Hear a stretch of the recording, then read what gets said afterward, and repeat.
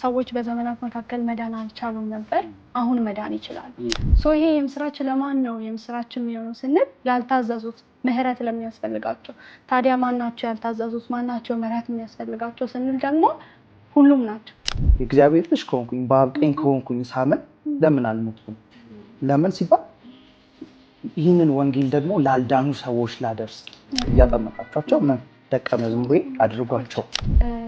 እውነት ለመናገር ወንጌልን ለመስራት ወይም ዲሳይፕል ለማድረግ እንደ ግቢ ምቹ ቦታ የለም። ከግቢ ስትወጡ አታገኟቸውም። እነዛን ሰዎች ብታገኟቸውም አብራቸው አታድሩ፣ አብራቸው አስኖርን ከሆን በኋላ እና ግቢ ውስጥ ስንኖር 5 ዓመት 4 ዓመት 3 ዓመት 2 ዓመት እንኳን ቢሆን አብረናቸው እንበላለን፣ አብረናቸው እንጠጣለን፣ አብረናቸው እናድራለን። እንግዲህ ወንጌል እንድንሰክር ወይ ደግሞ የምንቆጠብበት ያለመመስከር የምንፈራበት የሚለው አንዱ ፍርሃት ራሱ ወተን ወይ ደግሞ ተማሪዎች ግቢ ውስጥ ባሉት ሆኖ በቤተ ክርስቲያን ውስጥ ያሉት ወተው እንዳይመስል ያላቸው ፍርሃትን ነው ለደስና ራሱ ፍርሃት ነው።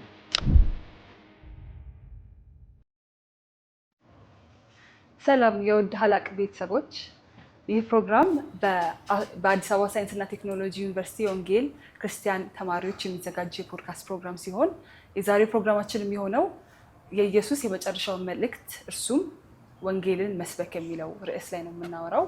እኔ ሲፈን ዋሲሁን ካውንስሊንግ አባል፣ እንግዶቼ ደግሞ ራሳቸውን ያስታውቃሉ። እሺ፣ አመሰግናለሁኝ። እኔ የአብጸጋ አገኘሁ እባላለሁኝ። ከ2013 ከወልዲያ ዩኒቨርሲቲ ከሶሺዮሎጂ ትምህርት ክፍል ነው ግራጁዌት ያደረግኩት። አሁን በአዲስ አበባ ሳይንስና ቴክኖሎጂ ግቢ በካምፓስ ሞቢላይዜሽን ላይ ነው እያገለገልኩ ያለሁት። በኢቫሶ ስር እያገለገልኩ ይገኛለሁ። እሺ፣ አመሰግናለሁ። እኔ ሜሪ ደምሴ እባላለሁ። ከአዲስ አበባ ሳይንስና ቴክኖሎጂ ዩኒቨርሲቲ በ2017 ዓ.ም በኬሚካል ኢንጂነሪንግ ነው ግራጁዌት ያደረኩት። በወንጌል ስርጭት አገለግላለሁ። እሺ፣ አመሰግናለሁ። ስሜ ሳሙኤል አወቀ ይባላል።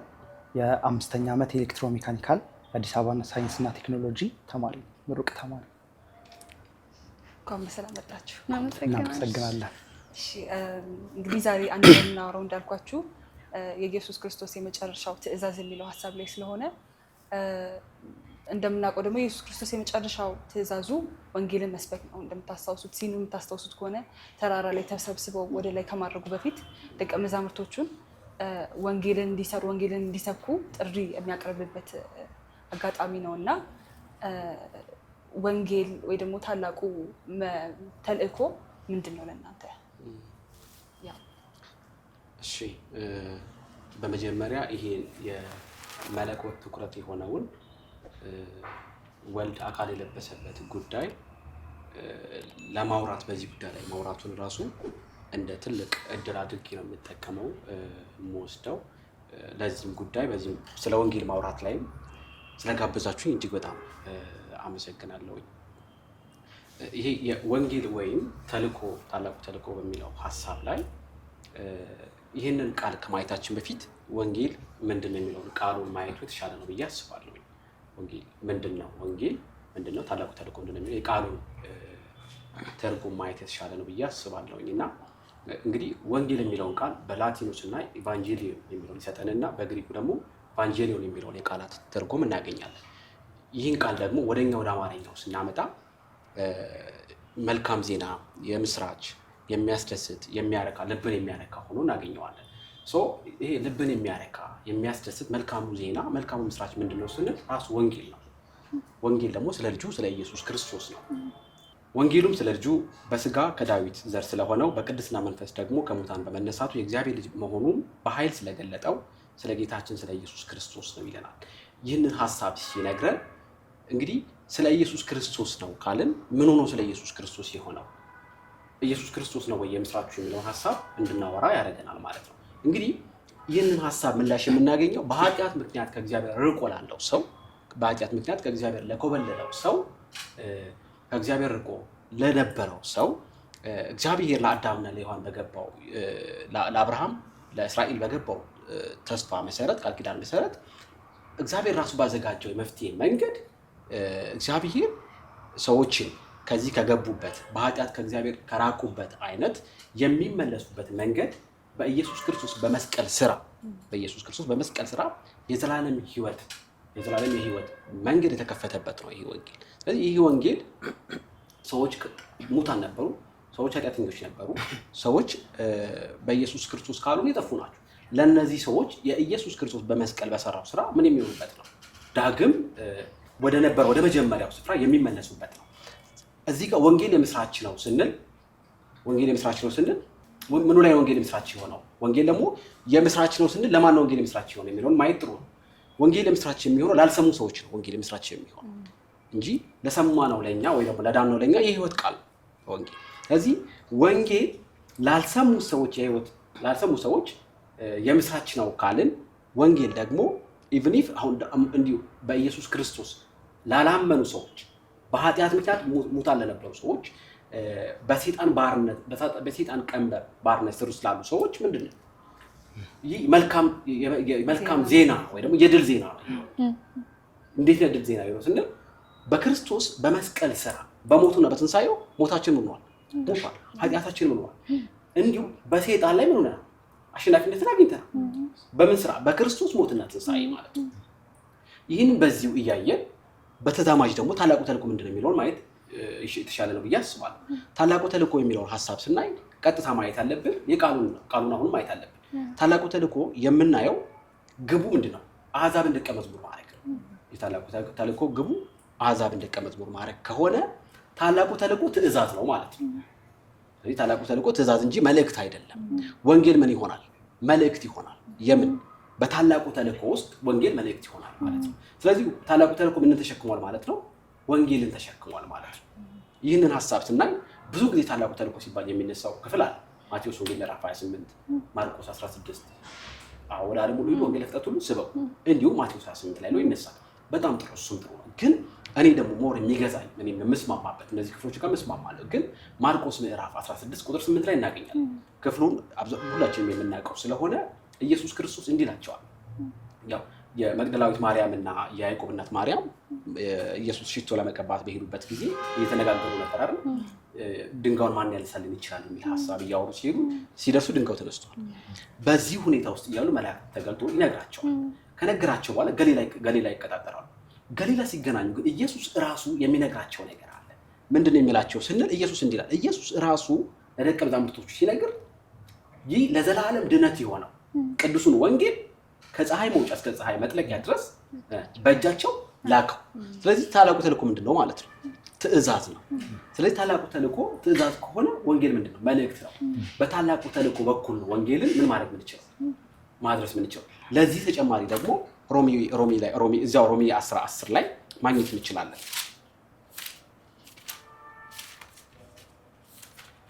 ሮሚ 10 ቁጥር 14 ላይ እንዲህ ይለናል። ታዲያ ያላመኑበትን እንዴት አድርገው ይጠሩታል? ስለ እርሱ ሳይሰሙ እንዴት ያምኑበታል? ሰባኪ ሳይኖር እንዴት መስማት ይችላሉ? ስለዚህ ወንጌል መልእክት ነው ካልን፣ ታላቁ ተልእኮ ደግሞ ትእዛዝ ነው ካልን የሚሄዱ እግሮች ያስፈልጋሉ ማለት ነው። ምንን ይዘው? ወንጌልን ይዘው የሚሄዱ ሰዎች ያስፈልጉናል ማለት ነው። ስለዚህ ታላቁ ተልእኮ ነው ወንጌል ሰዎች ሁሉ ወንጌልን እንዲሰብኩ በታላቁ ተልእኮ ስር ውስጥ ነው ያለው ማለት። ስለዚህ የሚሄዱ እግሮች ያስፈልጉናል፣ አምነው ሰምተው ለሚያምኑ ሰዎች ማለት ነው። እና እንደገና ደግሞ ለሚያምኑ ሰዎች የሚላኩ ሰዎች ያስፈልጉናል ማለት ነው። ያው እንዳለው ወንጌል የምስራች ነው። ግን የምስራች ማለት መልካም ዜና፣ ደስ የሚያሰኝ ዜና ማለት ነው። ግን እያንዳንዱ የምስራች በየሲናሪዮ ላይ ዲፔንድ ያደርጋል ብዬ አስባለሁ። ለምሳሌ እቃ ለጠፋበት ሰው የእቃው መገኘት የምስራች ነው። ልጅ ለጠፋበት ቤተሰብ የልጁ ወደ ቤት መመለስ የምስራች ነው። ስለዚህ ወንጌል የምስራች ነው ስንል ምን አይነት የምስራች ነው የሚል ጥያቄ ይመጣል። የመዳን መንገድ የምስራች ነው። ሰዎች በዘመናት መካከል መዳን አልቻሉም ነበር፣ አሁን መዳን ይችላሉ። ስለዚህ የመዳን መቻል የምስራች ነው ማለት ነው። ሕይወት ከሆነው ከእግዚአብሔር፣ የሕይወት ምንጭ ከሆነው ከእግዚአብሔር ሰዎች ተለይተው ነበረ። አሁን ሰዎች ሕያዋን ሆነው ሕያው ከሆነ ከእግዚአብሔር ጋር ለዘላለም መኖር ይችላሉ። እንደዚህ አይነት የምስራች ነው። በጣም ደስ የሚለው ግን ስለ ወንጌል መጀመሪያ የጠቀስኳቸው ምሳሌዎች ስፔሲፊክ ናቸው። ለምሳሌ ልጅ የጠፋበት ቤተሰብ ልጁ ሲገኝ ነው ደስ የሚለው ብለናል። ሌላው ሰው ደስ አይለውም። ላይክ ለዛ ቤት ብቻ ነው የምስራች የሚሆነው። ወንጌል የምስራች የሚሆነው ለሁሉም ሰው ነው። መዳን ላልቻሉት መጽሐፍ ሲናገር በሮሜ ምዕራፍ 11 ላይ እግዚአብሔር ሁሉን ይምር ዘንድ ሁሉን ባለመታዘዝ ዘግቶታል ይላል። ስለዚህ ሁሉም ምህረትን ያገኙ ዘንድ ሁሉንም ባለመታዘዝ ዘግቶታል። ይሄ የምስራች ለማን ነው የምስራች የሚሆነው ስንል ላልታዘዙት፣ ምህረት ለሚያስፈልጋቸው። ታዲያ ማናቸው ያልታዘዙት? ማናቸው ምህረት የሚያስፈልጋቸው ስንል ደግሞ ሁሉም ናቸው። ሁሉም ኃጢአትን ሰርተዋል፣ የእግዚአብሔርም ክብር ጎድሏቸዋል። ነገር ግን በክርስቶስ ኢየሱስ በሆነው ቤዛነት በኩል እንዲያው በጸጋው ይጸድቃሉ ይላል እና ይሄ የምስራች ሲናሪዮ ላይ ስፔሲፊክ አይደለም። ለሁሉም ሰው የሚሆን ነው የምስራች እና በጣም ደስ የሚያሰኝ ዜና ለሁሉም ሰው የሆነ የምስራች ነው ማለት ነው። ኦልሞስት ሁሉንም ነገር ብላችሁታል። በጣም እኔ ራሱ አሁን እንደ አዲስ እያሰብኩት ነበረ እና የዳንኩበት እምነት እየደነቀኝ ነበረ። ማለት በጨለማ ያለን ህዝብ እንደገና ወደ ታላቅ ብርሃን የሚያመጣ ይሄ ነው ለእኔ ወንጌል ብዬ ማምነው። መጽሐፍ ቅዱስ ሲናገር ምንድን ነው የሚለው? በጨለማ የተቀመጠ ህዝብ ታላቅ ብርሃንን አየ አይደል? በጨለማ የኖረ ህዝብ ማለት ነው። ከእግዚአብሔር ተለይቶ የኖረ ህዝብ እንደገና ወደ እግዚአብሔር የሚጠጋበት፣ እንደገና ከእግዚአብሔር ጋር ሪሌሽንሽፕ የሚያደርግበት። ያስ ማን ነው ስንል ኢየሱስ ክርስቶስ። ማን ነው ስንል የእግዚአብሔር ልጅ የሆነው መሲሁ የሆነው ስለኛ ኃጢአት ራሱን በመስቀል ላይ አሳልፎ የሰጠው እሱ ወደዚህ መዳን መግቢያ መንገድ የሆነን ማለት ነው። እና የዮሐንስ ወንጌል 14 ላይ እየመጣልኝ ነበረ። ለሚያምኑ ሁሉ የተሰጠ ወንጌል ማለት ነው። ያለማዳላት የሆነ ወንጌል። ሰው እኮ የሰው ፊት እያየ ያዳላል አይደለ? አሪፍ ነገሩን ለመልካም ሰው እያለ ይሰጣል። ለወዳጆቻችን እያለን እንሰጣለና ግን እግዚአብሔር ለውዳቂው ሰው፣ በጨለማ ላለው ለተጣለው ሰው ግን በእርሱ ላመነበት የዘላለምን ሕይወት ያገኝ ዘንድ አንድ ልጁን ሳይሰስጥ የሰጠበት ይህ ነው ለእኔ ወንጌል ማለት ነው። እውነት ተአምር ነው የተሰራልን ስራ። ምክንያቱም እኔም ሳስታውስ የነበረው ምንድነው ወደ ልጁ መንግስት አፈለሰን አይደል የሚለው ቃሉ ራሱ በቃ ለኛ ያለን ምንም አንቺ እንዳልሽው ሴናሪዮ ላይ ሳይመሰረት የሆነ አድርጎ ያለ ነገር የለም። ይሄንን ጸጋ ለማግኘት ይሄንን ፍቅር ለማየት አይደለም ያለ ምንም ገደብ የተሰጠን ፍቅር ስለሆነ ይሄ በጣም የሚመሰገንና በጣም ልንደሰትበት የሚገባ ነገር ነው ያ እና ስለዚህ ማውራታችን ካልቀረ እንዴት ነው ይሄንን ደግሞ ወንጌል ይዘን በዩኒቨርሲቲ ውስጥ እንዴት ነው ሌሎችን ሰዎች ደቀ መዝሙር ማድረግ የምንችለው? በተግባር ምን ይመስላል ይሄ ብላችሁ ታስባላችሁ? እሺ በጣም አሪፍ ጥያቄ ነው። ይህንን የዳንበትን ወንጌል አውርደን መሬት ላይ ስናየው እኛ የዳንበትን፣ እኛ እርፍ ያልንበትን፣ እኛ ህይወት ያገኘንበትን ወንጌል ያረፍንበትን በቃ ሰላም አገኘን ብለን የእግዚአብሔር ልጆች ነን ብለን ያመንበትን ይህንን ወንጌል እስቲ ደግሞ በተግባር እንዴት ነው ለሌሎች? መጽሐፍ ቅዱስ ሲናገር እኮ እኛ ብቻ እንድንድን አይደለም አይደል? ልክ ሲያዛቸው ታላቁ ተልእኮ ደቀ መዝሙር እያደረጋቸዋቸው እያጠመቃቸዋቸው ደቀ መዝሙሬ አድርጓቸው። ይህ ነው ትእዛዙ። ለምንድን ነው የተላኩት? ለኢየሱስ ክርስቶስ ደቀ መዝሙር የሚሆኑ ሰዎች ይበዙ ዘንድ። እነሱ ሐዋርያቶች ራሱ ለኢየሱስ ክርስቶስ ምንድን ነበሩ? ደቀ መዝሙር ነበሩ አይደል? ደቀ መዛሙርቶች ነበሩ። አሁንም ደግሞ በእነሱ ብቻ እንዲያበቃ አይደለም፣ ደግሞ የሚስፋፋ መንግስትን ማለት ነው አይደል? መጽሐፍ ቅዱስ ሲናገር ራእይ ላይ እኮ ሲያወራ ምንድን ነው የሚለው? ከብዙ ነገድ የሆነ ህዝብ አይደለም የሚከተል፣ ከብዙ ነገድ፣ ከብዙ ቋንቋ፣ ከብዙ ባህል የሆነ ሰዎች ናቸው እግዚአብሔርን በበጉ ፊት ተደፍተው ሲያመልኩ የምንመለከተውና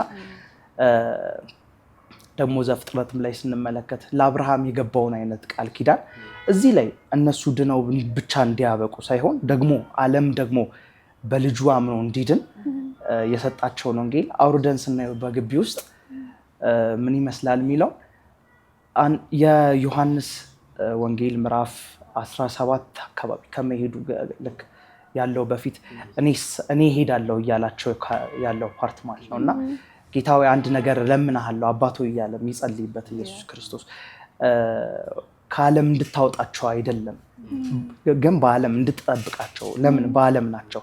ለምን ሲባል ጫና አለ። ወንጌል መስበክ በራሱ የሆነ ጫና አለ። ዓለም ከኛ ተቃራኒ ትሆናለች። በእግዚአብሔር መንግስት ስንሆን ዓለም ከኛ ተቃራኒ ናት። አጌንስት ዘ ወርልድ ነው እየሄድን ያለ ነው እና በጣም የሚከብዱ ሁኔታዎች ይፈጠራሉ እስከ መገለል እስከ መገፋት ድረስ እና በግቢ ውስጥ በጣም ጓደኝነት ከዓለማውያን ጋር ለመመስረት ቅርብ ነው። እንደ ግቢ ጓደኛ ለመመስረት ቅርብ የሆነ ቦታ የለም። ዶርም አለ፣ ክላስሜት አለ፣ ካፌ ስትገናኝ አለ፣ መንገድ ላይ የሄድሽ ዝም ብለሽ እኩያ ነው ሁሉም በቃ ኢቨን ከአንድ ዲፓርትመንት 4-5 ሴክሽን የሚሆን ሰዎች አሉ። ከሁሉ ጋር ጓደኛ መሆን ትችላለሽ። እነዛ ጓደኝነት እንዴት ነው ወንጌልን ለመመስከር የሚለው ፓርት ላይ ስንመጣ ግን ጥያቄ እናነሳለን። አንዳንድ ሰዎች እውነት ለመናገር እኔንም ጨምሮ በፊት እኔን ማለት ነው እና ገና እንደዚህ አሁን ባለውበት አቋሚ ሳልሆን ያው መቼም የመንፈሳዊ ልጅነት የሚባል ነገር አለ አይደለ? የዳንበትን እምነት ይዘን ግን ይሄ በደንብ ያልተረዳነው ፓርት ላይ ብቻ ትንሽ እንትኔ ላይ ነበረ መመስከር ያቅተኝ ነበረ በፊት ላይ ማለት ነው እና እየቆየው ስረዳው ግን ለምንድን ነው እዚህ ያለሁት የሚለውን ነገር ማስተዋል በጀመርኩኝ ጊዜ ለአንድ ነገር ነው። ለምን ወንጌል ለመስበክ ለምን አልሞትኩኝም ከዳንኩ በኋላ የእግዚአብሔር ልጅ ከሆንኩኝ በአብ ቀኝ ከሆንኩኝ ሳምን ለምን አልሞትኩም? ለምን ሲባል ይህንን ወንጌል ደግሞ ላልዳኑ ሰዎች ላደርስ ልክ ይህ ሲገባኝ ስለዚህ ፍሬንድሺፕ የሚባለው ነገር እንኳ ቅድሚያ የሚሰጠው ነገር እውነት እኔ ወዳጁ ነኝ ለዛ ሰው ወንጌል ካልነገርኩት ወዳጁ ነኝ እውነት ለመናገር እኔ ድኜ እኔ አርፌ ከዘላለም እሳት አምልጬ ከዘላለም ሞት አምልጬ መጽሐፍ ቅዱስ ሲናገር እኮ በስነ ስርዓት ያስቀምጧል አይደል? በዛ ጥርስ ማፋጨት ይሆናል እያለ የማይቆም እሳት የማይሞቱ ትሎች እያለ ያስቀምጠዋል። እና አርፌ እንዴት ነው እኔ ላላመነ ወዳጄ ብዬ ለምኖረው ጓደኛዬ ወንጌልም አልነግረው እና ያስተግዳሮት አለው። አዎ ግን ያን ተግዳሮት ደግሞ ካማፕ የምናደርግበት ኦቨራፕ የምናደርግበት ደግሞ የእግዚአብሔር ጸጋ የሚባል ነገር አለ። መጽሐፍ ቅዱስ ሲናገር ቲቶ 2 ላይ ጳውሎስ ለቲቶ ሲጽፍለት እንደዚህ ነው የሚለው አይደለ? ሰውን ሁሉ የሚያድን የእግዚአብሔር ጸጋ ተገልጧል። ይህም ጸጋ ዓለማዊውን ምኞትና አይደለ የዚችን ዓለም ነገር ከንቱነት ትተን ተባረከውን የታላቁን የአምላካችንና የመድኃኒታችን የኢየሱስ ክርስቶስ ክብር መገለጥ እየጠበቅን አይደለ የሚለው እግዚአብሔርን በመምሰል በጽድቅ ደግሞ ራስን በመግዛት በዚህች ዓለም በዚህ ዘመን እንድንኖር ያስተምረናል እያለ ያወራቸዋልና የሚረዳ ጸጋ አለ። ይህንን ቃል ይዘን እንድናስተላልፍ የሚረዳን ጸጋ አለና ፍሬንድሺፕ ኢየሱስ ክርስቶስን ከመግለጽ ይቆጥባል ብዬ አላምንም። እንዲሁም ሊያበረታታን ይገባል። እዚህ ቁጭ ብለን ክርስቲያኖች እዚሁ ለኛው እንኳን ብንማማቅ በቃ እኛ እንበረታለን። የማይካድ እውነት ነው። እኛ እንጠነክራለን። ግን ወደ ዓለም ማንወጣ ከሆነ ይህንን ወንጌል ይዘን ደግሞ ላልዳኑ ዶርሜቶች ይዘን ማንሄድ ከሆነ እዛ ላይ ችግር ይፈጠራል ማለት ነው እና ጌታ ረድቶን ደግሞ አሁን ያለፈው ዓመት ወደ ስንት የሚሆኑ ወደ 8 የሚሆኑ ልጆችን አጥምቀናል ጌታ ረድቶን እና እግዚአብሔር ይመስገን ስለሁሉም ነገር። በዚህኛውም 8 ኦልሞስት 9 ምናምን አሉ መሰለኝ። በዚህኛው ዓመትም የተጠመቁ እንደገና ደግሞ አሁንም ደግሞ እየተማሩ ያሉ ልጆች አሉ። ገና ትምህርት እየወሰዱ ያሉ የደህንነት ትምህርትን እየተወሰዱ ያሉ የደቀ መዝሙርነት ትምህርት እየወሰዱ ያሉ ልጆች አሉና ለኔ ይሄ ነው ወንጌል። እኔ የዳንኩበት እውነት ሌላው ደግሞ ሲድንበት ሌላው ደግሞ ወርፍ ሲልበት ሳይ ይሄ ነው በቃ ለኔ ወንጌል እና we have to do ሌላ ስራ እንዳይኖርህ አይደለም የሚለው ሲነግረው ኢቭን ሌላ ከሚጠላልፍ ነገር ሁሉ እንኳን ምን ሽሽ ትዳር ከሚሆንብህ ነገር እንኳን ሽሽ። ለምን ሲባል ወንጌል ጊዜ የሚሰጥ ነገር ስላልሆነ ማለት ነው። እኛ በዘገየን ቁጥር አንድ ወንድማችን እየሞተ ነው ያለው። አንድ ወንድም ወደ እሳት እየቀረበ ነው ያለው። ለእኛ እኮ አንድ ቀን ሲጨመር ጌታ ወይ እናመሰግናለን፣ አንድ ቀን ጨመርክልኝ ደግሞ አመሰግናለሁ ደግሞ ምህረትን ላይ ነው ስንል እዛ ጋር ደግሞ አንድ ቀን ሲጨመር የጭንቅ ሌሊትን የሚያሳልፍ ደግሞ ሌላ አንድ ቀን ይጨመርበታል እና ደቀ መዝሙር ማድረግ ተቀዳሚው የወንጌል ስራ ነው። ሳሚ እንዳለው ፍሬንድሺፕ በጣም ትልቅ እንቅፋት ነው ብዬ አስባለሁ። ግቢ ውስጥ ወንጌል እንዳንሰራ የሚያደርገን ነገር እውነት ለመናገር ወንጌልን ለመስራት ወይም ዲሳይፕል ለማድረግ እንደ ግቢ ምቹ ቦታ የለም። ከግቢ ስትወጡ አታገኟቸውም። እነዛን ሰዎች ብታገኟቸውም አብራቸው አታድሩ፣ አብራቸው አትኖሩም ከሆነ በኋላ እና ግቢ ውስጥ ስንኖር 5 ዓመት 4 ዓመት 3 ዓመት 2 ዓመት እንኳን ቢሆን አብረናቸው እንበላለን፣ አብረናቸው እንጠጣለን፣ አብረናቸው እናድራለን። አብረን ነው ብዙ ላይፎችን የምናሳልፈው እና ያንን ኦፖርቹኒቲ ደግመን አናገኝም። ከዚህ በፊትም አልነበረም እና በጣም ትልቅ እድል ግቢ ውስጥ ወንጌልን ለመስራት ብቻ አይደለም ደቀ መዝሙር ለማድረግ። ምክንያቱም የትኛው የምንወጣው ሚሽን ላይ ሰዎቹን እናገኛቸውና ወንጌል ነግረናቸው እንለያያለን። ደግመን ላናገኝ እንችላለን በህይወታችን ያንን ሰው ማለት ነው። ግቢ ውስጥ ባለን እንትን ግን አብረናቸው ነው የምንኖረው። ደግመን ማግኘት እንችላለን። ኢቭን ደህንነት ዶርም ውስጥ ማስተማር እንችላለን እና ትልቅ ኦፖርቹኒቲ ነው። ግን ለዚህ ኦፖርቹኒቲ ደግሞ ትልቅ እንቅፋት አለ። ፍሬንድሺፕ፣ ጓደኛዬ ይርቀኛል፣ ወንጌል በመሰክርለት ይዘጋኛል፣ ወይም ደግሞ ስለኔ ጥሩ አመለካከት አይኖረውም። ምክንያቱም ሃይማኖት በጣም ሴንሲቲቭ ፓርት ነው የሰው። ስለዚህ ሃይማኖቴን ሊያስቀይረኝ ሞከረ፣ በጣም ርቆ ሰው ይሆናል ማለት ነው ያ ሰውና እውነት ለመናገር ለዛ ሰው ወንጌልን መናገር ክፍተት የሚፈጥርበት አጋጣሚ አለ። ነገር ግን አንድ ነገር ደግሞ መረዳት አለብን ብዬ ነው ያስባለሁ። ሰዎች ኢየሱስ ክርስቶስን የነፍሳቸው አዳኝና ጌታ አድርጎ በተቀበሉበት ጊዜ በህይወታቸው ላይ የሚፈጠረው ነገር መጽሐፍ ሲናገር በሁለተኛ ቆሮንቶስ ምዕራፍ 5 ላይ እንደዚህ ይላል። በሁለተኛ ቆሮንቶስ ምዕራፍ 5 ቁጥር 14 ላይ እንደዚህ ይላል። ይህን ስለቆረጥን የክርስቶስ ፍቅር ግድ ይለናልና አንዱ ስለ ሁሉ ሞተ፣ እንግዲያስ ሁሉ ሞቱ። በህይወት ያሉት ስለ እነርሱ ለሞተውና ለተነሳው እንጂ ወደፊት ለራሳቸው እንዳይኖሩ ስለ ሁሉ ሞተ ይላል። እኛ ኢየሱስ ክርስቶስን ከተቀበልን ቀን ጀምሮ ለሞተልንና ከሞታን ለተነሳልን እንጂ ለራሳችን እንዳንኖር እናውቃለን። ስለዚህ እኔ ስለ ራሴ ሞቻለሁ፣ ከእንግዲህ ክርስቶስ በእኔ ህይወት ይኖራል ማለት ነው። በእኔና በጓደኛዬ መካከል ያለው ግንኙነት የኔና የጓደኛ አይደለም፣ የጓደኛዬና የእግዚአብሔር ነው፣ የጓደኛዬና የክርስቶስ ነው። ለምን ሲባል በእኔ የሚኖረው ክርስቶስ ነው። በዚህ ግንኙነት መካከል እግዚአብሔር የሚያየው አንድ ነገር አለ። እኔ ውስጥ ክርስቶስን ማየት ይፈልጋል፣ ጓደኛዬ እኔ ላይ ክርስቶስን እንድታይ ይፈልጋል። ለምን ሲባል ክርስቶስ ነው ከእንግዲህ በእኔ ህይወት የሚኖረው። ይሄን በመረዳት ይሄ ግንኙነት የኔና የጓደኛ አይደለም። ፍሬንድሺፑ ይበላሻል አይበላሽም የምለው ነገር አይደለም። የዚህ ፍሬንድሺፕ አላማው ራሱ ክርስቶስን ማሳየት ነው። ለምን ሲባል ክርስቶስ ነው በእኔ የሚኖረው እና በዚህ መንገድ ውስጥ ደግሞ እንዴት አድርገን ታዲያ ለዚህ ሰው ወንጌልን መናገር እንችላለን? ይሄን ብረዳ እኔ ክርስቶስ ነው በእኔ የሚኖረው፣ ስለዚህ ክርስቶስ በእኔ ህይወት መታየት አለበት፣ ለጓደኛዬ ወንጌልን መናገር አለብኝ። ግን ምን ላድርግ? ከየትኛው ፖይንት ጋር ልጀምር? ገብቶሻል? አሁን አንድ ሰው ይሄን ተረድቶ ምን ያድርግ? ብዙ ኦፖርቹኒቲዎች አሉ ወንጌልን እንድንመሰክር። ለምሳሌ አጋጣሚዎችን መጠቀም እንችላለን። እኔ በጣም የሚገርመኝ እና በጣም ልቤ ውስጥ የቀረ አንድ ብሬክ ሚሽን አዳማ ሄደን አንድ አብሮኝ የነበረ አንድ ወንድም ነበር እና ከዛው ቤተክርስቲያን ነው አብሮኝ የወጣው። ዋን ነበር። ዋን እየሰራ መንገድ ላይ አንድ ሰው ወደኛ ይመጣል።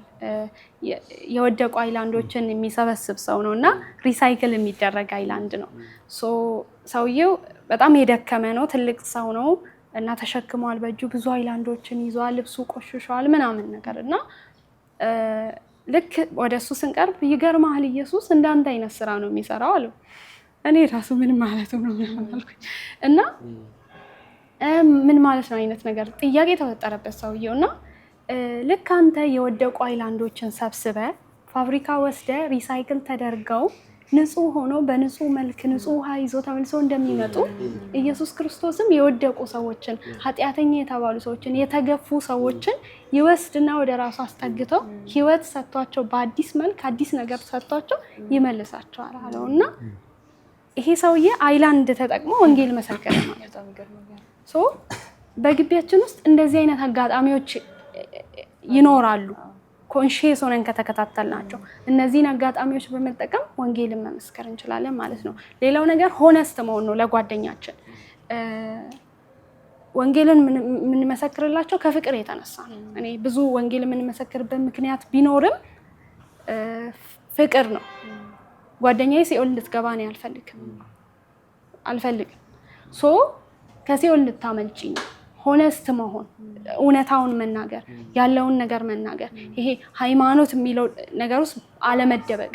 ምክንያቱም ስለ አንቺ ህይወት አንድ ቀን ማንም ሰው አይጠየቅም። አንቺ ነሽ ስለ ህይወትሽ የምትጠየቂው አይደለ?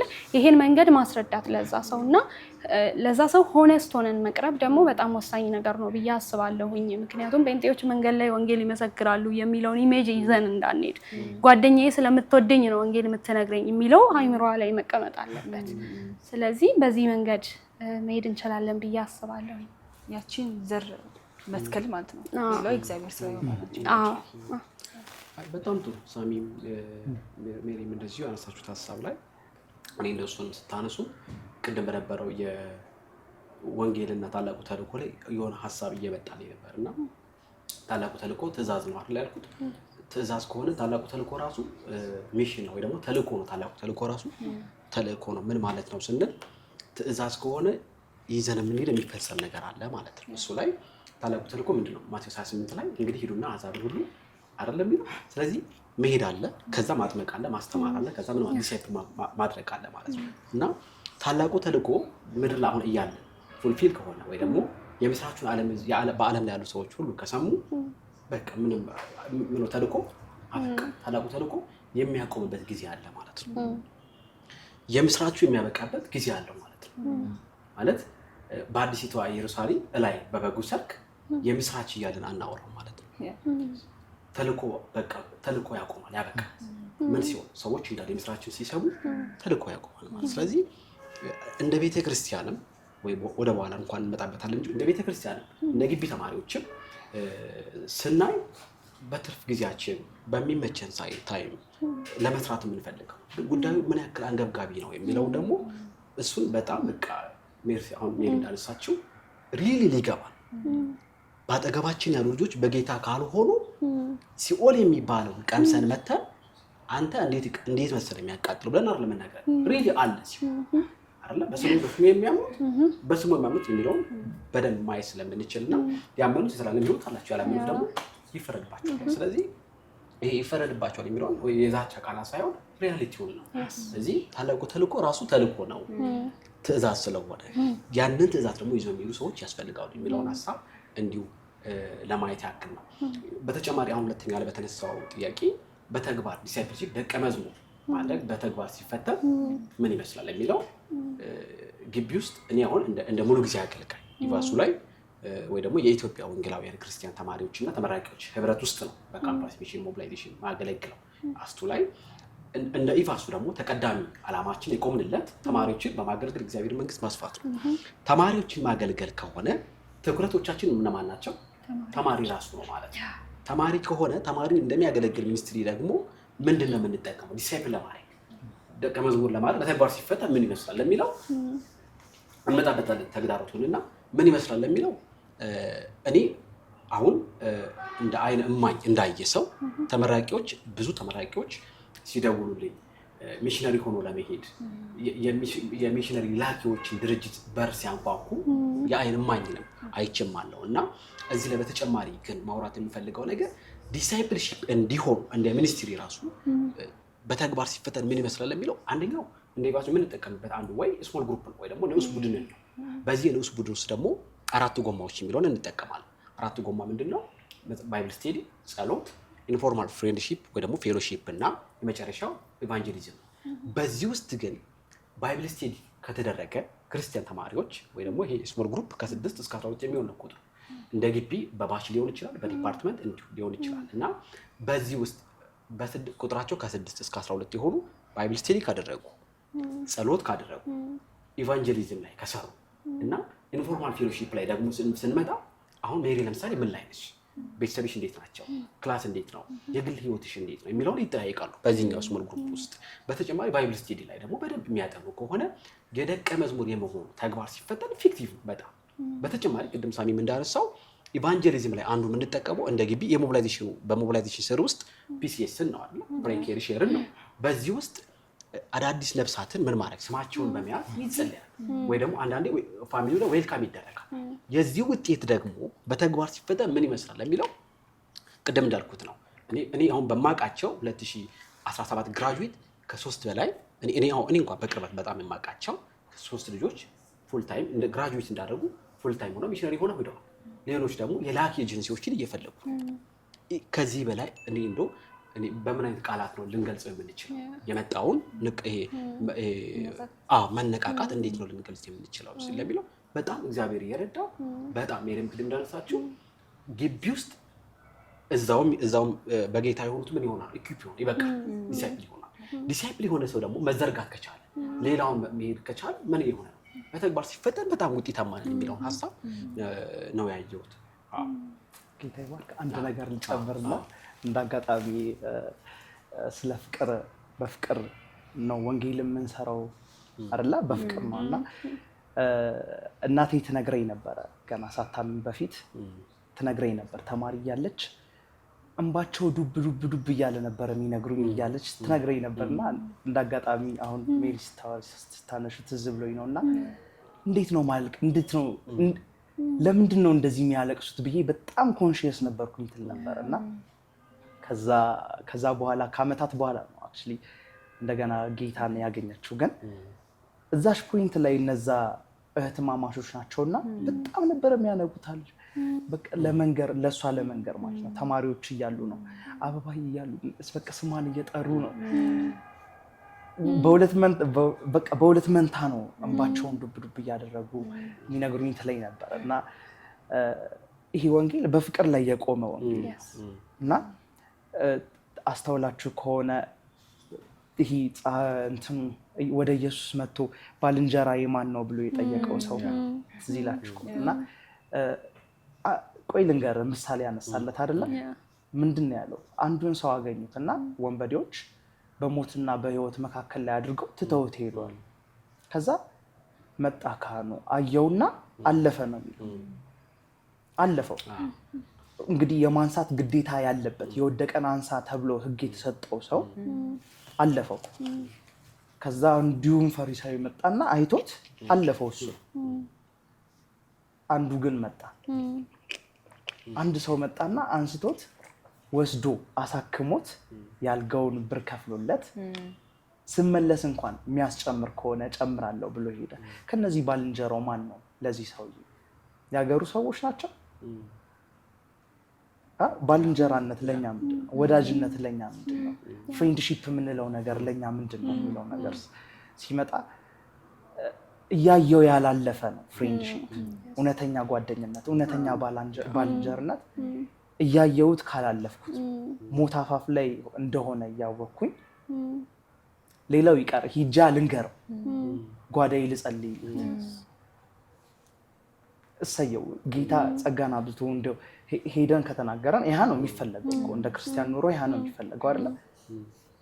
ሌላው ቢቀር ግን በጓዳ ጸሎት ይሄ ነው። ቅድምም ያቡስ ያነሳው ነበረ በግቢ ውስጥ በጣም ኢፌክቲቭሊ እየተጠቀምነው ያለነው ስትራቴጂክ አንዱ ፕሪኬር ሼር ነው።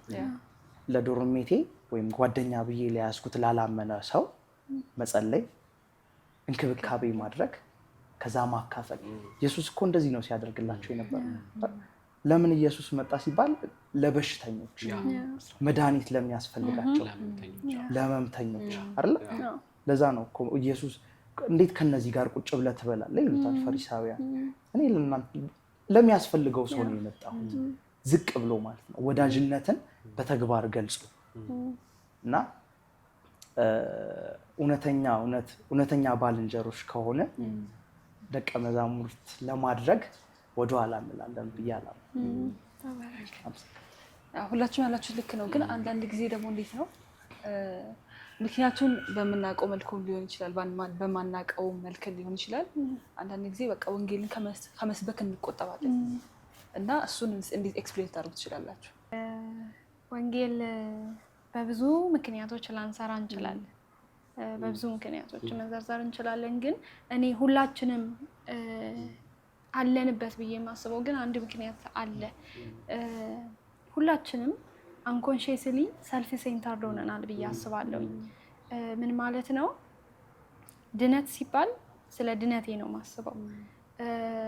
የዘላለም ህይወት ሲባል ስለተሰጠኝ የዘላለም ህይወት ነው የማስበው። አንኮንሺየስሊ ስለ ጓደኛ ያላስብም። ይሄ በደንብ ለመረዳት አንድ ምሳሌ ልጥቀስ። አንድ ጊዜ ነበረ ግቢ 3ኛ ዓመት ምናምን አካባቢ ያለሁኝ የቤኪ መዝሙር ወጣ፣ የመጨረሻ አልበም መምህሩ ማለት ነው። እሱ በወጣበት ጊዜ መዝሙር ልስማ ብዬ ላይብራሪ ገባሁኝና ተደረደሩ መዝሙሮቹ እና ከየትኛው እንደምጀምር ግራ ገባኝ። ብዙ ናቸው። ማረናታ ይላል፣ የቅርቤ ይላል፣ አማላጄ ይላል፣ የውሃ በራ ይላል ምናምን እና ከየትኛው እንደምጀምር የሆነ መገመት ጀመርኩኝ።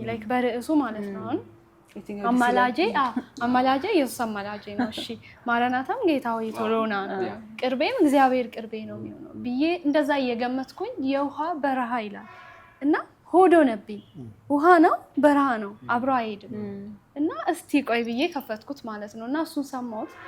ከዛ በጣም ደስ አለኝ። ከዛ ላገኘሁት ሰው መላክ ጀመርኩ። ልክ እንደዛ በቴሌግራም ላይ ለአንድ ሰው ላኩለት ማለት ነው። እና መዝሙሩን ሰምቶ ጨርሶ እንዲህ አለኝ። ያው ሪያክት ያደረጉ የለ ሰዎች ሲሰሙ ዳግም አልጠማኝም አንዴ ጠጥቼው ጎዶሎ የለኝም ውስጤ ሙሉ ነው ዋው ብሎ ላከልኝ። እና እኔ በዛ ሰዓት አንድ ነገር አሰብኩኝ። ይሄ መዝሙር የ5 ደቂቃ መዝሙር ነው እና በረከት ተስፋዬ በ5 ደቂቃ ውስጥ ስለ አንድ ሰነፍ መርከበኛ ሲያወራ ነው የቆየው። ከ4 ደቂቃ በላይ እያወራ ያለው ስለ አንድ ሰነፍ መርከበኛ። አንድ ሰነፍ መርከበኛ አለ። የሚጠጣ ውሃ ሳይዝ በትልቅ ውቅያኖስ ላይ መጓዝ ይጀምራል። ከዛ በውሃ መሀል ደርሶ ውሃ ይጠመዋል እና የሚጠጣ ውሃ ስላልያዘ በውሃ በረሃ ላይ በውሃ ጥም ይሞታል ይላል። እና ከዛም መጨረሻ ላይ ቤኪ መዝሙሩን ለመዝጋት 1 ደቂቃ የማይሞላ እንትን ላይ ዳግመኛ አልጠማኝም አንዴ ጠጥቼው ጎዶሎ የለኝም ውስጤ ሙሉ ነው ይላል። እና 4 ደቂቃ ሙሉ ስለ አንድ ሰነፍ መርከበኛ ተዘምሮ ትልቅ ውቅያኖስ ነው። የውቅያኖስ ውሃ ደግሞ አይጠጣም፣ ጨዋማ ነው። እና ብዙ ሰዎች አሉ ሃይማኖተኞች ነጭ ሆኖ ነው የምታዩዋቸው። ብዙ መልካም ነገሮችን ያደርጋሉ፣ ወደ እግዚአብሔር ለመድረስ ይጥራሉ። ትልቅ ውቅያኖስ ላይ ነው ያሉት። ግን አንድ የሚጠጣ ውሃ የላቸውም፣ ኢየሱስ የላቸውም። ሃይማኖት ውስጥ ህይወት የለም። የውቅያኖስ ውሃ አይጠጣም፣ ጨዋማ ነው። በረከት ስለ እንደዚህ አይነት ነገሮች ሲያወራ ቆይቶ ግን እኛ የምንሰማው አንኮንሺየስሊ ይሄን ሰው ስለዚህ ሰው አይደለም እያወራ ያለሁት፣ እያንዳንዳችን ራሳችንን እንድንፈትሽ ነው። ይሄን ሰው በደህና ቀን ላይ ያቆማችሁት ስለ ወንጌል ምን ታስባለህ ብትሉት ወንጌል መሰራት አለበት፣ ሰዎች በኢየሱስ ክርስቶስ አምነው መዳን አለባቸው ይላቸዋል። ግን አንኮንሺየስሊ እያደረግን ያለነው ስለኛ የሚዘመረውን ብቻ እየሰማን ነው። ለምንድን ነው 4 ደቂቃ ዘልያ 5ኛ ደቂቃውን የምሰማው? የሰነፍ መርከበኛ ማን አለው? የሚጠጣ ውሃ የለውም። ከአንድ ትንሽ ጉድጓድ የምትፈልቅ አንድ ንጹህ ውሃ አለችን። አንድ ብርጭቆ ውሃ የለውም ሰውየው በትልቅ ውቅያኖስ ላይ ሲጓዝ። ስለዚህ ይሄን ሰው ኮንሲደር እንዳናደርግ ያደረገን አንኮንሺየስሊ ሰልፍ ሴንተርድ ሆነናል ብዬ አስባለሁ። መስቀል ሲባል መዳኔ ነው የሚገርመኝ። እኔ መዳንን ሴሌብሬት ማድረግ ከምታስቡት በላይ አፕሪሼት አደርጋለሁ። ሰው መዳኑን ሴሌብሬት ማድረግ አለበት። ነገር ግን ለኔ በሆነው ልክ ለጓደኛዬ ነው፣ ለኔ በሆነው ልክ ለማንኛውም ሰው ነው። ስለዚህ ይሄን ኮንሲደር ማድረግ አለብን። ሁል ጊዜ ኢንቴንሽናሊ መኖር አለብን ብዬ አስባለሁ ህይወታችንን። ቤዛ ሲባል ቤዛዬ እንላለን። እርሱ የዓለም ቤዛ ነው፣ የሁሉም ሰው ቤዛ ነው ኢየሱስ ክርስቶስ። ስለዚህ በዚህ መንገድ ኮንሺየስ ሆነን ህይወታችንን መቀጠል አለብን ብዬ አስባለሁ። ሌላው ነገር ደግሞ ወንጌል እንዳንሰራ ያደረገን ብዬ የማስበው አንድ ሰው ኢየሱስ ክርስቶስን የነፍሱ አዳኝ አድርጎ ሲቀበል ያለውን ያንን የመጀመሪያ ፈገግታ አለማየታችን ይጎዳናል ብዬ አስባለሁ፣ ወይም ወንጌል እንዳንሰራ ያደርገናል ብዬ አስባለሁ። ሰዎች ኢየሱስ ክርስቶስን አምነው ተቀብለው ህይወታቸው ሲቀየር ፊት ለፊት ቆሞ ሙት ነው እንግዲህ በኢየሱስ ክርስቶስ ያልሆነ ሰው አይደለ? ሙት በሆነ ሰው አይን ውስጥ ተስፋ እያየክ ካሁን ይቀበላል እያልሽ እያወራሽ ከዛ የሆነ ታይም ላይ ልቡ ተቀይሮ ተቀብሎ የነሳ ጸሎት አብሮሽ ይጸልያል። ፊት ለፊትሽ ቆሞ የሰው ልብ ይቀየራል። ይሄም ማየት የኔን ልብ የመቀየር አቅም አለው። የኛን ልብ መቀየር አቅም አለው። ስለዚህ ይሄን ነገር አለማየታችን እንዳንሰራ ያደርገናል ብዬ አስባለሁኝ። አንቺ አሁን ያነሳሽው ሀሳብ ላይ ደግሞ አንድ ነገር ምንድን ትዝ ያለኝ የሆነ መጽሐፍ ላይ ነው መሰለኝ ትዝ ያለኝ ብዙ ግን ምንድነው መቃብር ቦታ is the wealthiest place ይላል። እንግዲህ ብዙ ስኪሎች ምናምን ነገር ይዘው ስለሚሞቱ ማለት ነው ብዙ ሰዎች። ሌላ ነገር ላይ ደግሞ ስለ ግሬቭ ሲወራ ምን ይባላል? ወደ መቃብር ቦታ ይዘነው የምንመጣው ምንም ነገር የለንም አይደለ? አፈርንና ወደ አፈር እንመለሳለን። ምንም ይዘን የመጣነው ነገር ስለሌለ ምንም ነገር ይዘን መሄድ አንችልም። ግን አንድ ነገር ይዘን መሄድ እንችላለን። ያ ሰው ደግሞ ያዳነው ሰው ነው። አብሮን መግባት ይችላልና እነዛን ሰዎች በቃ ወንጌል የመሰከርንላቸው ሰዎች እኛ ረድተናቸው እግዚአብሔርን ስፔሻሊ ደግሞ እኛ ሳንሆን እግዚአብሔር ረድቷቸው ደቀ መዝሙር ሆነው ከኛ ጋር መሄድ ይችላሉና አንድ ሰው ይዘን መሄድ እንችላለን የሚለው ሀሳብ ነው። እግዚአብሔር ፊት የምናቀርባቸው ሰዎች ናቸው። ሀሴታችን ናቸው። ባይዘው ሞት ከሚባል ላይን አልፎ የሚሄደው የትኛውም ንብረት የለኝም ምድር ላይ አንድ ግን አለኝ። ወንጌል መስክሬላት የዳነ ሰው ይዤ እሄዳለሁ ማለት አጠገቤ ቆሞ ታርዳሃልና ይላል እና ይሄ ሀሴት ነው። ትልቅ ሀሴት እግዚአብሔር ፊት ልናቀርበው የምንችለው ትልቅ ሀሴት ነውና የዚህ ሰዎች ልብ መቀየር እኛን የመቀየር አቅም አለው። ስለዚህ ለዚህ ሶሉሽን ብዬ የማስበው እኔ በየግቢያችን ኢቫንጅ ቲሞች በየ15 ቀን ወንጌል ስርጭት ይወጣሉ ቅዳሜ።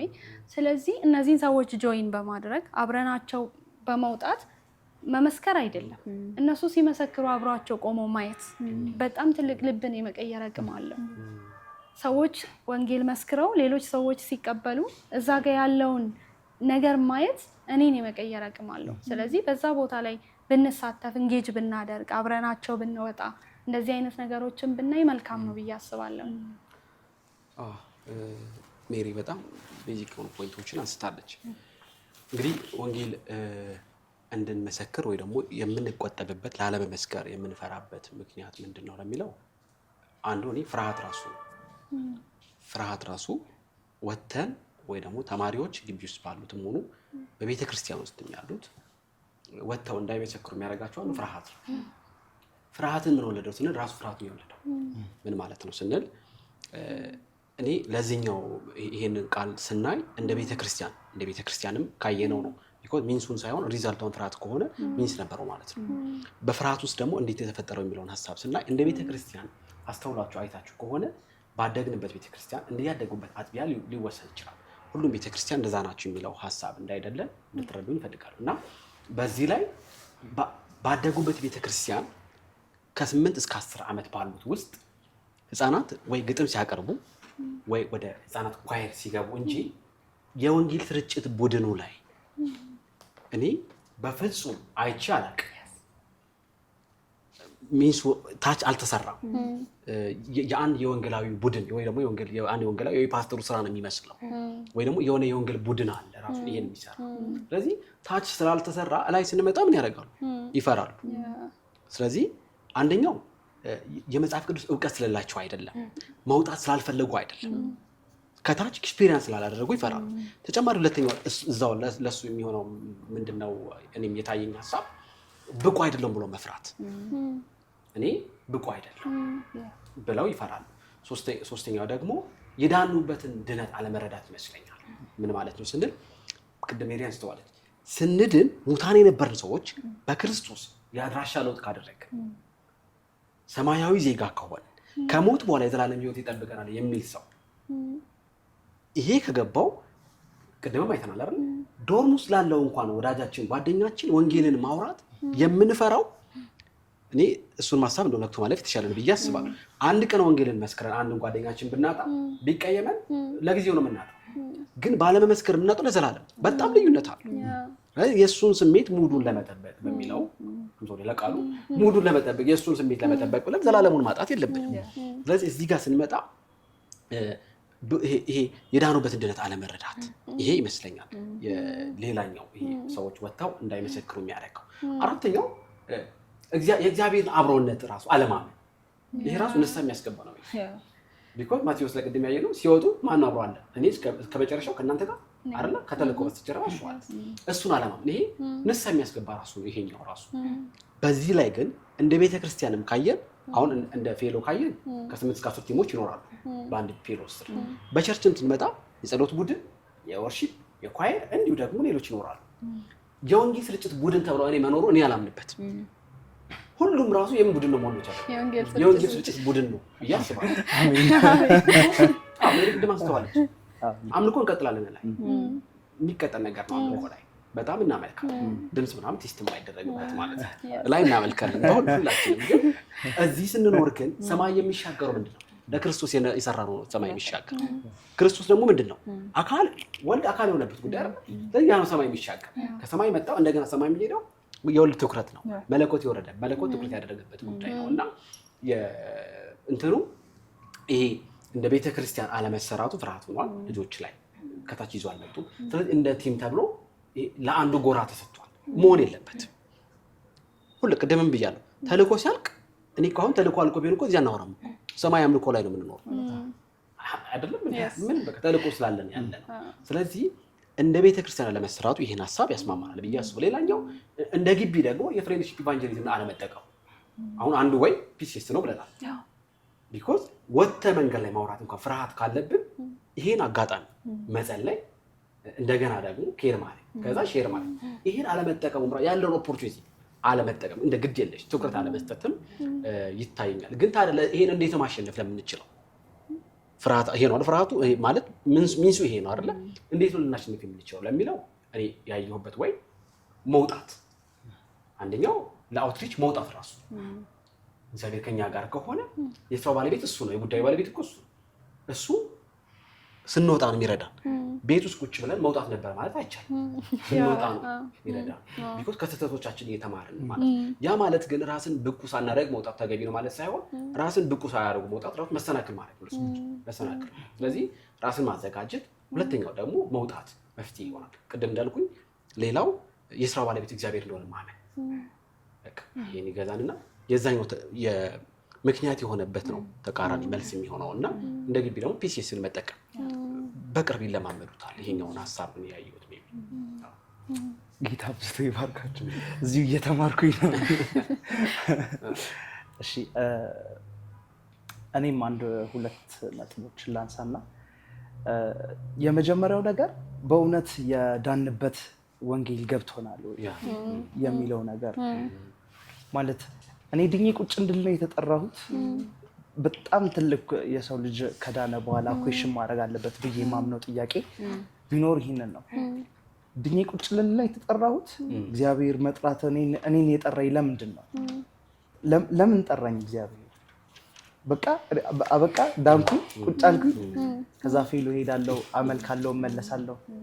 ከዛ አሁንም እንደገና ሄዳለሁ፣ ማለዳ ጸሎት ሲባል ሄዳለሁ። ይሄ ነው። ይሄ ካልሆነ አንድ ነገር አለ። መጽሐፍ ቅዱስ ሲናገር እኛስ ምንድን ነው የክርስቶስ ልብ አለን ይላል አይደለም? የክርስቶስ ልብ አለን። ክርስቶስ ለምንድን ነው በምድር ላይ የተመላለሰው? የጠፉትን ፍለጋ ይሲ እና የጠፉትን ፍለጋ የተመላለሰ ክርስቶስ የሱ ልብ በእውነት እኛ የሱ አእምሮ የሱ ሐሳብ አለን ወይ? ጥያቄ ምልክት ነው። እያነበብነው ነው ወይ የምናልፈው ነው ወይስ ገዥነቱ ላይ ያለውን የክርስቶስን ልብ ነው እሱን ለኛ እየወሰድን እያለፍን ያለ ነው? ማለት ድንቅና ተአምራትን ያደረገበትን ያ የሱ የክርስቶስ አእምሮ እሱን እያያዝን ነው እያለፍን ያለ ነው የሚለውን ጥያቄ ዘፍጥረት ላይ እኮ እግዚአብሔር አብርሃምን ምዕራፍ 12 ላይ ሲጠራው ምንድን ነው የሚለው? መጀመሪያ እሱን ሊባርከው ከዛስ ተባርኮ ቁጭ ይልም ነው አይደለም? እስራኤልን እንኳን አብርሃምንም ከዛ ደግሞ ዘሩንም ከዛስ ነገድን ሁሉ በማን ሊባርክ? በአብርሃም በኩል ሊባርክ። ግን እንደዛ ኖሩ እስራኤል አልኖሩ። እንደዛ እንዳይኖሩ ያደረጋቸው ብዙ ተግዳሮቶች አሉ።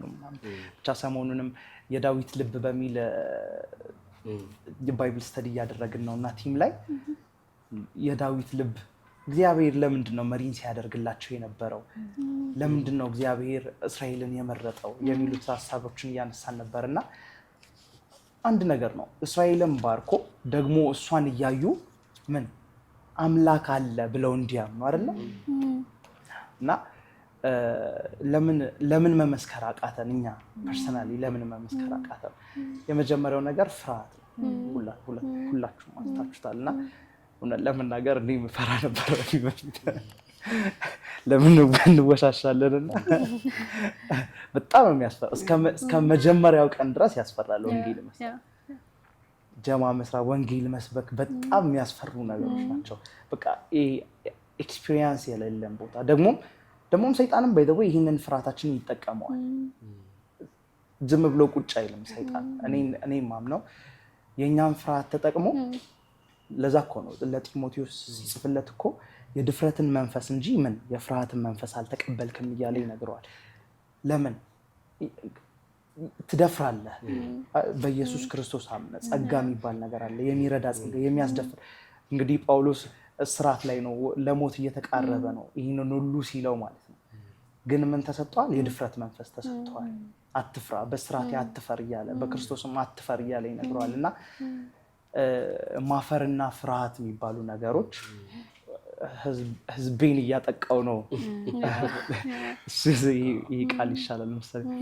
በጣም እያጠቃን ነው እና በራሳችን ይሄ የዓለማዊ ፍላጎት ራሳችንን እየጠላለፍን ነው። አይመስለንም፣ ግን እውነት ለመናገር እየጠላለፍን ነው።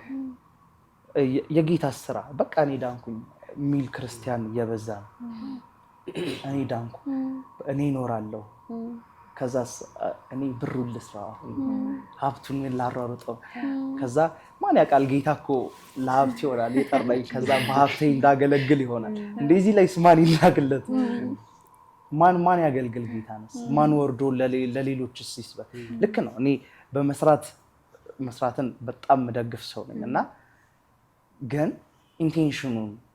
ኢንቴንሽኑ ላይ ወንጌልን ሳንይዝ ከሆነ በጣም ከባድ ነው። ለዛ ነው እኮ ኢየሱስ ክርስቶስ የተራራው ስብከት ላይ ሲያስተምራቸው አስተውላችሁ ከሆነ ምዕራፍ 6 ላይ ምንድን ነው የሚላቸው? ሰው ለሁለት ጌቶች መገዛት አይችልም ይላቸዋል። ለምን? ገንዘብ የክፋት ሁሉ ምንጭ ስለሆነ ለገንዘብና ለጌታ ነው አይደል የሚላቸው። ለሁለት ጌቶች ፕላስ ደግሞ ሰው እንዴት ይሄ የሰማዩን መዝገብ የሚለውን ነገር እየረሳን ነው። የሰማዩን መዝገብ መሰብሰብ፣ በሰማይ መዝገብ ማንም በማያጠፋው በዛ ዘንድ መዝገብን ሰብስቦ አይደለም የሚለው። ከዛ ቀጥሎ ያለው ቃል በጣም ይገርመኛል። ምን ይላቸዋል? መዝገብህ ባለበት ልብህ ደግሞ ቤት አለ፣ በዛው አለ። አት ዘ ሴም ታይም መዝገብን ምድር ላይ ብቻ ከሆነ የምንሰበስበው የምድር ነዋሪዎች ልንሆን ነው። እኛ እንሞትም ከሚሉት ወገኖች ምድር ለኛ ነው የምትገባን ከሚሉት ወገን እንሆናለን ማለት ነው። እና እንዲሁም አሁን አንድ እንትን እያስተዋልኩኝ ነበረ ተሰሎንቄ ላይ ሰሞኑን እያነበብኩኝ ነበርና አንደኛ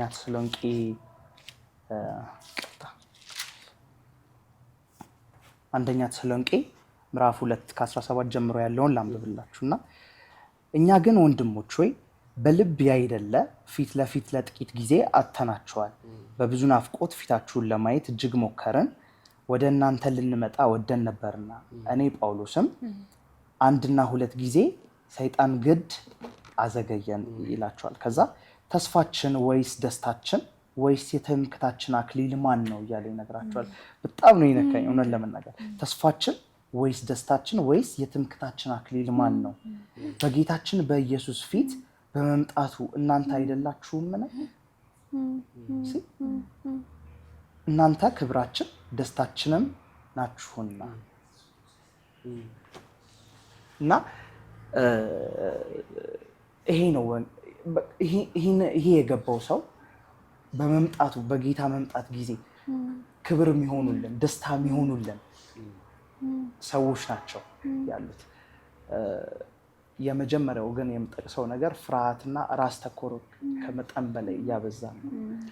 ራስ ተኮር መሆን ኑሯችንን እኔ ልኑረው ማለትን እያበዛ ነው። ላይክ ዴድ ፐርሰን እየኖርን አይደለም። ለክርስቶስ ለኃጢአት እንደሞተ እና ለክርስቶስ ተነስቶ መጽሐፍ ቅዱስ ሲናገር እኮ ገላትያ ላይ ምንድን ነው የሚለው? እኔ አለ አይደለም በሕግ እግዚአብሔር እንዳስላሰኝ ሞክሬ ነበር ግን አልሆነልኝም ይላቸዋል ምዕራፍ 2 ላይ አይደለም። አሁን ግን በክርስቶስ በኩል ሕያው ሆኜ እግዚአብሔርን ደስ ማሰኘት እችላለሁ አይነት ነገር ይላቸዋል። ስለዚህ እና ለኃጢአት ለዓለም የሞትን ከሆነ ስራችን ይሄ ነው፣ ወንጌል መስራት ነው። አንድና አንድ ስራ አለ፣ ወንጌል ይቀጥላል። ትምህርት ከወንጌል በኋላ የሚመጣ ነገር ነው። እኔ አባቴ በጌታ አይደለም አሁንም ድረስ እና ሁሌ የሚለኝ ነገር አለ እንትን ይቆጣት ነበረ እናታችን ከትምህርታቸው ታዘገያቸዋለች ምናምን በቃ በጣም ዲክታተርሺፕ የሆነ አገዛዝ ነው ያለው ቤት በሃይማኖት ዙሪያና በጣም ነበረ እንትን የሚለው ትምህርታችን ላይ ትኩረት እንድናደርግ እንዲሁም የሆነ ጊዜ ብቻ የሆነ አጋጣሚዎች ምናምን ተፈጥረው በቁጡነት ነው ሲናገር የነበረው እና ትምህርት ይሄኛውን ትምህርትህን አጥብቀ ያዝ እንትን ይደርሳል ምናምን ወንጌሉ አዎ ወንጌሉም አይለውም እንትንህ ምናምን ነው ብቻ ግን ለመናገር ትምህርቴ ይደርሳል በእውነት እኔ እየቆየ ሲገባኝ ትምህርቴ ይደርሳል። አርጅቼ መማር እችላለሁ አርጅቼ መስበክ እንደምችለው ሁሉ ግን ጎበዛዝቶች እኮ እያለ የጉብዝናችሁን ወራት ለእግዚአብሔር ሰውለት አይደለ እያለ የሚናገር እና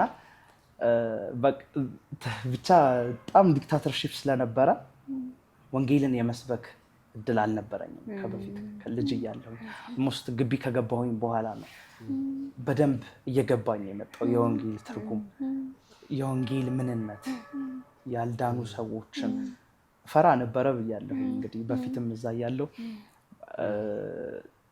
ከበፊት እንትንል ነበር ጓደኞቼ ምናምን ሰው መጥቶ እንትን ክር ሁሉ አደርግ ነበረ ምናምን እና አንተ ጴንጤ ነህ አይለኝ እኔ አይደለሁም አይ ኦርቶዶክሶች በጣም ይሄ ዶሚኔት የሚያደርጉበት ከባህር ዳር ከተማ ስለመጣሁኝ እና እንዳልኳችሁ ደግሞ የቸርች የሚሄድ እድል የለኝም ጌታን ከእናቴ እጅ ነው የተቀበልኩት በቃ በቤተሰብ ነው ያገኘሁት እና እናታችን ናት ለእኛ ስታስተምረን የነበረው አብዛኛው ጊዜ እና ምናምን አንዴ ነው ይሄ ትዝ የሚለኝ ሌላ ጊዜ እንደዛ አላደረኩኝም አንዴ ነው ግን በጣም ከፋኝ ግን ከዛ በኋላ እውነት ለመናገር እኔ አላምንም ማለት ነው ብዬ ጠየቅኩት ራሴ በእውነት አልዳንኩኝም አልገባኝም ማለት ነው ደግሞ በዛኛው ሳይድ ደግሞ በቸርች ያደጉ በጣም የበረቱ ልጆች ምናምን ሳይ ቀና ጀመር በቃ ከዛ ከአባቴም እየተደበቅኩኝ ቸርች ጀመረ ብዙ ነገሮች ምናምን እና ጌታ መልካም ነው እና ደግሞ ግቢ መጥቼ ኦፖርቹኒቲ ነው ባይ ዘ ዌይ ወንጌል መጽሐፍ ቅዱስ ሲናገር እኮ መላእክት እንኳን ነው የሚለው ቢሆንላቸው በሰበኩት ደስ ይላቸዋል ይህንን ወንጌል መላእክት እንኳን ግን አይችሉም መላእክት ይህንን ታላቅ መልእክት ለማንሰጥ ለሰው ልጆች ስለዚህ ፍርሃታችንን በማስወገድ የድፍረት መንፈስ እንደተሰጠው የድፍረትን መንፈስ እንደተቀበለ ደግሞ መንፈስ ቅዱስ በውስጡ እንዳለ ሰው ጸጋ ደግሞ እንደተሞላ ሰው ጸጋ እንደሚረዳው ሰው ፍርሃታችንንና ሰልፍ ይሄ ራስ ተኮር የሆነውን ባህሪያችንን እየቀረፍን ወንጌልን በደንብ መስበክ አለብን። እኔ እሱ ላይ ሳሚ እያወራ ይመጣልኝ እንደኔ እንደዛ አስተውላችሁ ከሆነ ወይ ደግሞ ገጥሟችሁ ከሆነ እኔ ሰው እንደሚሞት ትዝ የሚለኝ ወይ በጠና ሲታመም ወይ ቀብር ላይ ነው ትዝ የሚለኝ ከሞተ በኋላ ማለት ስለሞት ሰውዬ ሳይሆን ስለሞት መቼ ምን ያክል እንደምንኖር አናውቅም የኖርንበትን ነው የምንቆጥረው ሀገራችን በሰማይ ነው ዝማሬ ላይ ብቻ አይደለም ፊልጵስዩስ 3:20 እኛ ሀገራችን በሰማይ ነው የሚለው ጳውሎስ ሀገሩ በሰማይ እንደሆነ ሰው ሳሚ ቅድም መስዋዕት ትምህርቱ ይደርሳል ትዳር ሌሎች ነገሮች እንዲ መስራት መለወጥ ማደግ የምናስባቸው ነገሮች ምድር ላይ ለመኖር እነዚህ ግን አስፈላጊ አይደሉም ማለት አይደለም በጣም ወሳኝ ነገሮች ናቸው ሳንሰራ ቁጭ ብለን በጌታ ማማሃኘት የለብንም አይደለ ግን እንደሚሞት ሰው ሀገሩ በሰማይ እንደሆነ ሰው እኔ ይሄኛውን ሐሳብ እንዲህ በሚል ያጠቃልልናል ብዬ አስባለሁ ሰው ለተፈጠረበት ዓላማ ለምንድን ነው እየኖርኩ ያለውን ምላሽ ካልመለሰ የተፈጠረበትን ዓላማ አላወቀም ብዬ አስባለሁ ወይ ደግሞ ካወቀ እንኳን ለጥሪው ምላሽ እየሰጠ አይደለ እየተጠራንበትን እንኳን አንደኛ ጴጥሮስ 2:9 ያንን ነው የሚያወራው ከጨለማ ወደ ሚደነቅ ብርሃን የተጠራንበት ምክንያት ምንድነው ሲባል የማን የእርሱን በጎነት እንድናውጅ ስለዚህ እንደሚሞት ሀገሩ በሰማይ እንደሆነ ሰው ለሚሽን እንደሚኖር ሰው ነው መንቀሳቀስ ያለብን እሱ ላይ በተጨማሪ ቅድም እንዳነሳሁት እንደ ቤተክርስቲያን አሁንም እኔ እንደ ቤተክርስቲያንም ነው ነገሮችን እንደ ይሄንን ጥያቄ የማየው እሁድ ነው አብዛኞቹ ቸርች የሚመጡት ከዛ ከመድረክ የሚሰጠው ምግብ ይዘው ነው የሚሄዱት እና የወንጌሉ ስራ የወንጌላዊው ወይ የፓስተሩ ነው ሌላው የቤተክርስቲያን ውስጥ ቤተክርስቲያን ያለ ጉዳይ ማን ነው እዛው የፓስተሩ ወይ የሙሉ ጊዜ አገልጋይ ነው ሌሎቹ ምንድናቸው እሁድ ይመጣሉ አንዳንዱ ኮሜንት የሚሰጠው አንዳንዱ ተመግበው ነው የሚሄደው ግን አጠቃላይ ተልኮ ለማን ተሰጠው ለዳነው ሁሉ የተሰጠ ሁሉም ሰው ግን ሚሽነሪ መሆን አለበት ወይ አይደለም ሁሉም ወጥቶ መመስከር አለበት ወይ ቢሆን ጥሩ ካልሆነ ግን ምንድን መሆን መቻል አለበት ሁሉም ሰው ሚሽነሪ ህይወት መኖር ይችላል እንዴ የሄደውን በመጸለይ ሌላው በገንዘብ በመላክ አይደል ይቻላል ኢቭን የሄደውን ቤተሰብ በመጎብኘት ይቻላል ስለዚህ ለተልኮ ለመኖር ፋይናንስ አይደለም ትልቁ ነገሮች ተደላድረው እኔ ሰሞኑን አንድ እንትን ሰምቻለሁና መጽሐፍ ቅዱስ አነባለሁ እድሜ ገፋ ሲል አነባለሁ ይላል ድንገት ግን አላስፈላጊ ነገር አሁን መጽሐፍ እንዳላነብ ገጠመኝ የሚል የሆነ ሐሳብ አይቻለሁ ሰው ሲያወራና ተልኮ ነቂ አሁን ለኛ ራስ ወዳድ እየሆንን ነው ማለት ነውና ለተፈጠርንበት ዓላማ ብንኖር እያንዳንዱ ጉዳይ ለተፈጠረበት ዓላማ ነው የሚለው እስኪብርቱ ነው አንስቼ ለስልክ ማድረጋችሁ በቃ ለተፈጠረበት ወይ ነው የሚለው ለተሰራበት ወይ ነው የሚለው ስለዚህ እኛ ለምንድን ነው የምንኖረው የመስከረም ሊቱ እንደዛ ለመስመዝሙር አይደል ሰው ለምን እንደሚኖር መመለስ ካልቻለ ዘመን በእድሜው ላይ ሲጨምር ያን መመለስ ካልቻለ እኔ በጣም አሳሳቢ ነው ብዬ አስባለሁና ተልኮ የመዳን ቀን አሁን ነው የሚለው ነገ አይደል ከፍርሃት ወጥተን ከሼምፉልነስ ወጥተን በጣም ልንሰራው የሚገባን ጉዳይ ነው ለማለት ወዳለሁ የናንተ ሐሳብ ላይ ደግሞ ለመጨመር አንዳንድ ጊዜ ደግሞ የሚረሳው ነገር ምንድነው ሰልፍ ራይቸስነስም አለ አንስታችሁታል በተወሰነ ግን እንዴት ነው ለምሳሌ ፈሪሳውያን የተሸገሩበት ነገር እኛ ነን ዳግነው ሌላው በቃ they're too far off በቃ ብሎ ነው የሚያስቡትና አንዳንድ ጊዜ ክርስቲያኖች ምን አይነት ፕሮብሌም ውስጥ ልንገባ እንችላለን በቃ እነሱ እኮ አይፈልጉም ብሎ ማሰብ የሆነ ጭፍን አስተሳሰብ ሊኖርም ይችላል እነሱ በቃ ኦልሬዲ አይ እንደዚህ አይነት ነገር መስማት አይፈልጉም ብለን አስበን ወንጌልን ሳናካፍል ልንቀር እንችላለንና እንደሱ አይነት ነገር ማስቀረት ይኖርብናል ብዬ አስባለሁ ያ ሌላው ደግሞ ይሄ የአናኗር ዘይቤያችን ላይፍ ስታይላችን ሊሆን ይችላል እንደገና ካራክተራችን ስለምግባራችን ውጤታማ በሆነ መንገድ ወንጌል እንዳይሰበክ ምን ሚና እንዲሰበክም እንዳይሰበክ ምን አይነት ሚና ይጫወታል እኔ ይሄ በጣም ኢንትረስቲንግ የሆነ ጥያቄ ነው ደስ የሚል ጥሩ ጥያቄ ነውና ቅድም ሳሚም ሲያነሳ ነበር የአብርሃም ጥሪ 7 በረከት እግዚአብሔር ሲባርከው አብርሃም ከዚህ ቀደም የሚያውቀው ድምጽ አይደለም